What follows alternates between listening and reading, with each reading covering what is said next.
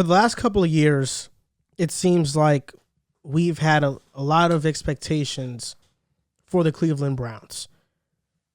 They trade for OBJ. They signed Tyler Conklin. They signed Austin Hooper. We're like, okay, this team's making the Super Bowl. They don't meet expectations. This past offseason, you bring in Troy Hill. You bring in John Johnson. You bring in Jadeveon Clowney. And it feels like they didn't meet expectations once again. OBJ's gone. Jarvis Landry right now, if they cut him, they could save $15 million, which would create a lot of cap space for them. So the question I have for you guys is this year going to be the year that the Browns meet expectations? And also, this year is a make or break year for Baker Mayfield, because they told him already, you are our starting quarterback this season, but we are not extending you, which means this is make or break. Now, I'll start with you, Drew. Do you think they will meet expectations and will make the proper offseason moves to make sure they do meet expectations? A lot of it stems on them bringing in weapons for Baker to actually have success. This past season, that wasn't there. He was dealing with a plethora of injuries, which did not help his case in terms of play. However, throwing the football, who was his options? Excuse me. You had Rashad Higgins. You had Jarvis Landry whenever he was on the field. You lost OBJ early in the season to being released. Who was really their guy? David Njoku, Austin Hooper, who did not play up to anywhere near what anyone thought he would do. They really were reliant on their run game. Very heavily on Nick Chubb. Very heavily on Kareem Hunt. Kareem Hunt goes out. Now you have Dearness Johnson comes in. It didn't matter who you put in that backfield. They were going to have success. Now, that should have made Baker's life easier in the sense of the run game's going to open up the pass game. But when you don't have weapons, it becomes a lot harder as an offense to really get things going. And especially when your starting quarterback is injured, it's also difficult to deal with as well. I think a big need of theirs is to go out and get receivers. And I believe in the draft, they're 100% going to draft a wide receiver with their first-round pick. They have the 13th pick in this draft. Garrett Wilson has to be looking. They have to be looking Garrett Wilson's way. They have to be looking Drake London's way. I don't think they take the chance on Jameson Williams given the injury to his ACL. I think that it's too early, and I think that they need a receiver that's going to help Baker immediately. I think Jameson Williams will come in and play next season. Olave makes a lot of sense. Olave's another player, but I don't. Do you think they would take Olave at 13? It does seem a little early, but that 4.340 that he ran, correct. It's going to boost him up a little bit. And he's a 4-year, he was a senior. He had production multiple years at Ohio State, so he seemed like a polished guy if Garrett Wilson's off the board. I think Garrett Wilson is the safest alternative. I like Wilson more than Olave. Correct. Yes. Personally, we know how I feel. I feel like Jameson's the best pick. However, in this scenario, it doesn't make sense for the Browns to do so because they can't gamble on a player. They need an impact player immediately because you need to understand if Baker is your guy or not, because the contract he's going to want is going to be around $30 million, $35 million. No thanks. I'm not paying that if my life depended on it, truthfully. But you need to give him a position where he can be successful. You need to bring in a plethora of wide receiver options, whether it be you bring in Juju Smith-Schuster, whether you spend top dollar on an actual wide receiver option like an Allen Robinson, like a Chris Godwin. They have cap space to make a splash in that sense. They don't need offensive line help. Defensively, I feel like last season their missing piece was John Johnson. And defensively, they were solid this year. However, you look at it on the offensive side, that was the reason they weren't winning any games. Their passing was atrocious. You need to surround Baker with weapons. And I feel as if you draft Cedric, you bring in, I'm blanking on his name, Garrett Wilson. You bring in a Drake London. You sign one of these big name wide receiver options. Or if you don't want to go spend top dollar, you bring in Allen Robinson. Just surround this guy with talent to at least understand as an organization, all right, this isn't our guy, we need to move on. Or, you know what? He actually stepped up and did his job because we put him in a position to be successful. Look, Baker isn't that guy. It's as simple as that. He isn't. And you talking about putting weapons around him, they have to do that because the weapons right now suck, but They did that with OBJ. They did that with Austin Hooper. OBJ was open. I agree Baker with OBJ. did- Austin Ba- Hooper, come on. Dude was irrelevant, unfortunately. OBJ career went down the drain in Cleveland because of Baker Mayfield. He goes to the Rams and he's instantly one of the better receivers in the NFL once again. And Austin Hooper, I think he's a good tight end. I just don't think that offense fits him and he's not able to be highly productive. He was highly productive with a great quarterback in Matt Ryan. And a pass-heavy offense. Because that's what happens when you play with Matt Ryan. He makes you better, right? The thing about that, I'll say really quick, and then you can get back into what you're saying, is OBJ went down, and that season, he was excellent. Baker really was excellent. Got to play in 2020, OBJ went down. Baker was excellent. That's true. I do think OBJ going down had something to do with it, but I also think it was overblown. Baker's limitations are there. He doesn't have a lot of great arm strength. He has a below average NFL arm. His accuracy is spotty, which was his main calling card coming out of college. He's not a mobile quarterback. He doesn't have ideal size for the quarterback position. He's not the guy. But that being said, this offseason for the Browns is more so bringing in help so the next guy could benefit from it. You're right about the receiver. I think defensively, Jadeveon Clowney's probably walking. Anthony Walker, he's probably walking. JOK is going to be, I think, an Pro Bowl linebacker next season. Njoku got tagged. That's a good thing. Rashard Higgins, he can walk. And I think between Chase McLaughlin and Dustin Colquitt, the special teams wasn't abysmal. You could bring them back.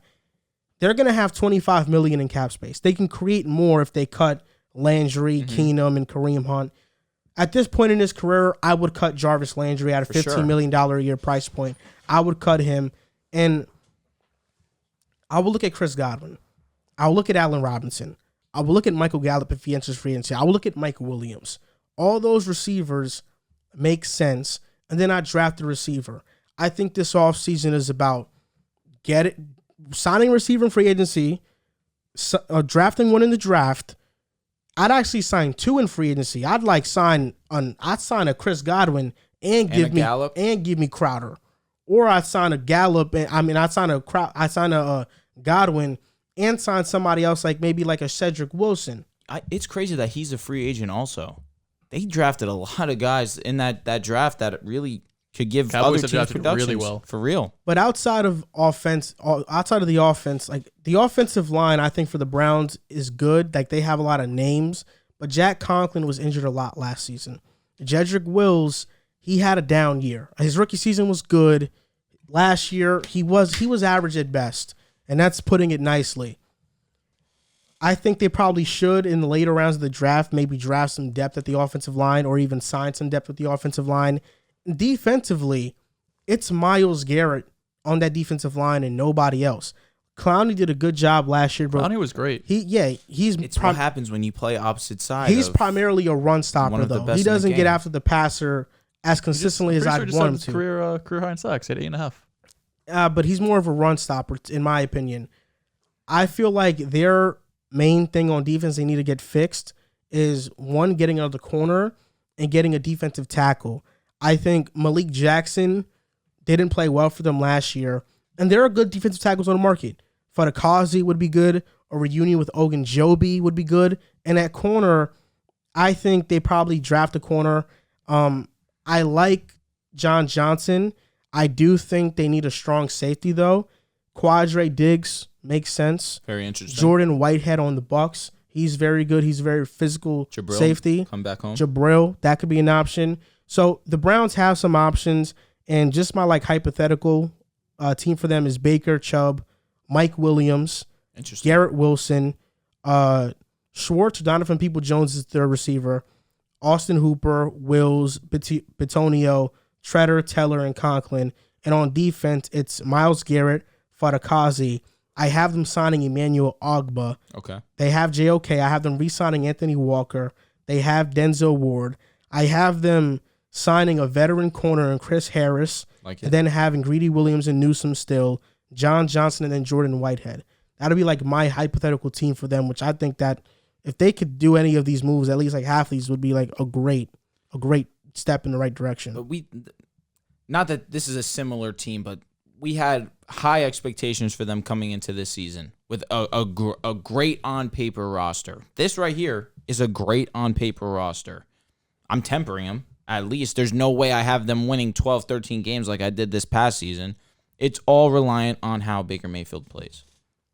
There's great news and terrible news if you're a Browns fan. The great news is you have arguably a top 5 roster in the league. If you just look position by position. But the terrible news is you don't have a franchise quarterback. And that's probably the worst place to be in the NFL, even if you have a fantastic roster like the Browns do. Yeah, because I'm living that.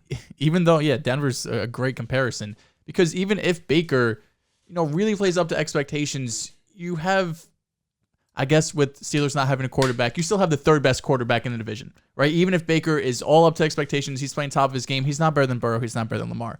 And having a great roster and a great head coach, because Stefanski was coach of the year. So there's no excuse for Baker. And I've been out on Baker basically all season. I remember, talking earlier in the year if we would give him an extension in like October, November, and I said I was out just because if there's no upside there, you can't strap yourself to a $30 million plus contract and be able to keep all these guys. We're seeing it really, even though the Dak contract hasn't taken into effect yet, we see the effect it already has, especially when you have all of these good players. And that's part of the reason where obviously you want to draft good. You're never going to draft bad players, but when you draft all these good players, and the Browns have brought some in free agency, you have to sign these guys as well, and you have to make some tough decisions like we see in Dallas.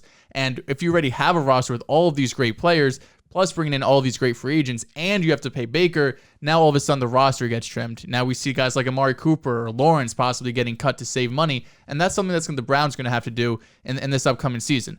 But to me, they don't have a ton of needs, right? I just mentioned they have arguably a top 5 roster in the league.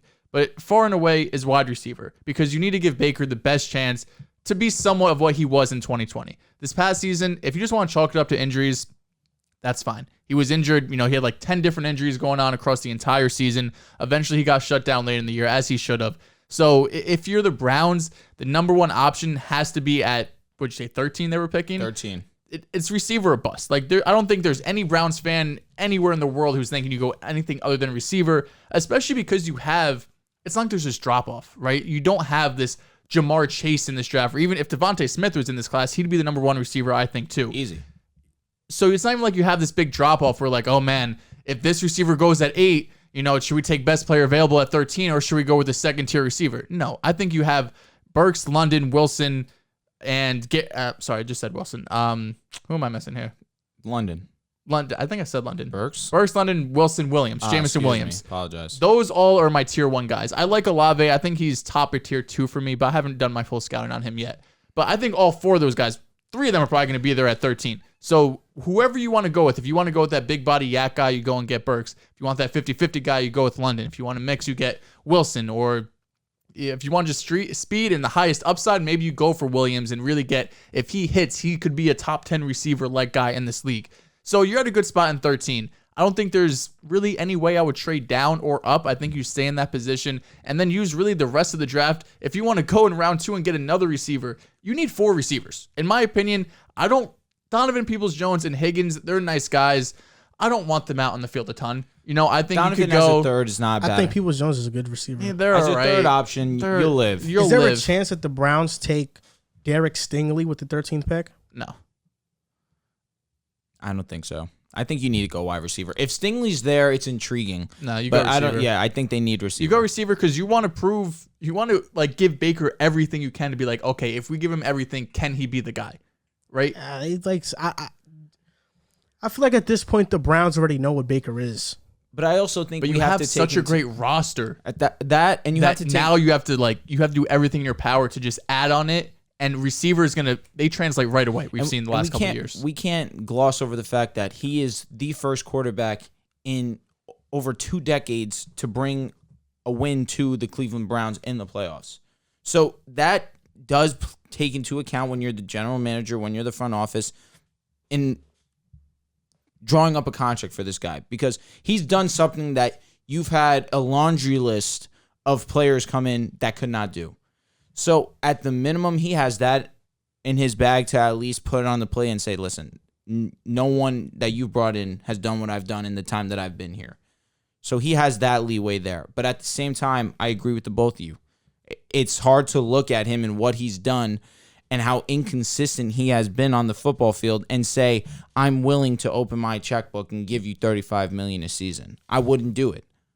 However, there's reasons why, if I'm the Browns, what are my other options? They'd have a lot of LSU guys. Grant Delpit, Greedy Williams. Jarvis currently. But Derek Stingley. Yeah, I don't think they'd talking go about Stingley, defensive though. backs. Oh, yeah.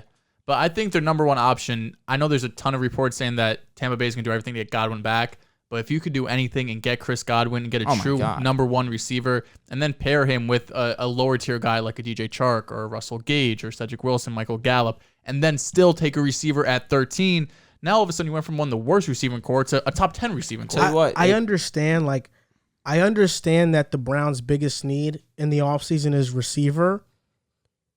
I think their best bet at getting one is through the draft because after what just happened with Odell, you don't think that other receivers across the league that are entering free agency are looking at the Browns like they're off my list? I think if the Browns give you the biggest bag, you'd be like, okay, I'll try it. Because you also probably think Baker's might not be there after this year.